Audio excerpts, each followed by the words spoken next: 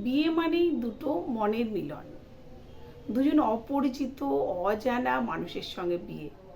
তবে পরিচিত মানুষের মধ্যেও বিয়ে হয়, এখন বিয়ের আগে থেকেই পরিচিতি হয়ে যায়, সেক্ষেত্রেও বিয়ে হয়।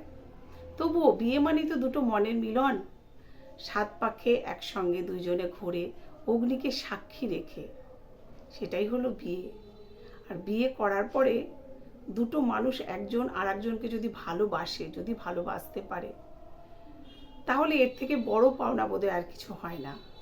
দুজন দুজনকে ভালোবেসে সারাটা জীবন একসঙ্গে থাকার অঙ্গীকার করে, আর সেটা যদি হয় তবে কিন্তু সে খুব সুখী। আর সেটা যদি না হয় তাহলে কিন্তু সে খুব দুঃখী। সেটা না হলে তার জীবনে এরকম ভুলটা বোধহয় আর কোনো কিছু নয়, এটাই তার জীবনে সব থেকে শ্রেষ্ঠ ভুল। কারণ এই ভুলের মাসুল দিতে দিতে তার জীবনে অনেকটা সময় পার হয়ে যায়, অনেক কষ্ট তাকে ঘিরে ধরে। তাই এই ভুলটা যদি কারোর জীবনে হয়েই যায়, ভুল তো কেউ ইচ্ছাকৃত করে না, যদি কারোর জীবনে হয়েই যায় তার থেকে কষ্ট বোধহয় আর কিছু নেই। তার হয়তো সারাটা জীবন এই ভুলের মাসুল গুনতে হয়। আর যে সুখী হয় সে এই মানুষটাকে নিয়ে সারাটা জীবন অনেক আনন্দে থাকে, অনেক সুখে থাকে, অনেক ভালোবেসে একটা সুন্দর সংসার গড়ে তোলে। সেই সংসারে কয়েকজন মানুষ থাকে, তাদের সন্তান হয়, তারা থাকে, সে মহা সুখে জীবনযাপন করে। আর সে মনে করে সে জীবনের শ্রেষ্ঠ পাওনাটা পেয়ে গেছে এই বিয়েটা করে। সে সুখী হয়, সুখী হয়ে জীবনের সব সুখ সে অর্জন করতে পারে। কিন্তু অনেক ক্ষেত্রে দেখা যায় যে বিয়ে হয়ে সুখী হয়, কিন্তু কপাল বলে একটা কথা আছে, তো ভাগ্য বলে একটা কথা আছে। সে ভাগ্যে অনেকের তো আবার সুখ সহ্য হয় না, সেই সুখটা যদি তার চলে যায় তার থেকে কষ্টের আর কিছু থাকে না। সুখী পৃথিবীতে সবাই হতে চায়, কে হতে চায় না, প্রত্যেকে সুখী হতে চায়।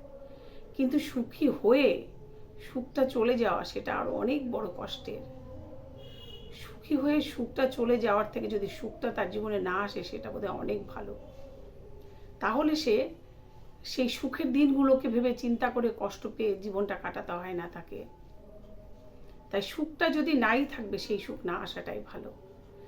যার জীবনে সুখ এসে চলে যায় সে শুধু একমাত্র বোঝে সুখ কত, জীবনে এলে চলে গেলে সেটা যে কতটা ভয়ঙ্কর সেটা কাউকে সে বলতেও পারে না, বোঝাতেও পারে না।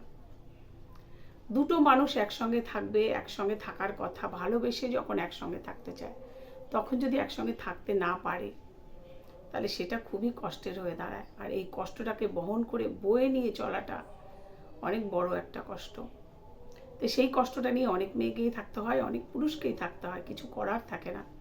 সেখানে সেটাকে মেনে নেওয়া ছাড়া আর কোনো পথ থাকে না। তাই সেটাকে মেনে নিয়েই সে সারাটা জীবন বেঁচে থাকে।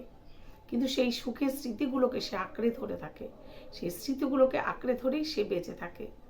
আর আগামী দিনগুলোকেও সেই সুখের স্মৃতিগুলোকে যত্ন করে রেখে দেয়, যাতে সে যতদিন বাঁচবে সেই স্মৃতিগুলোকে নিয়ে যেন সে বাঁচতে পারে।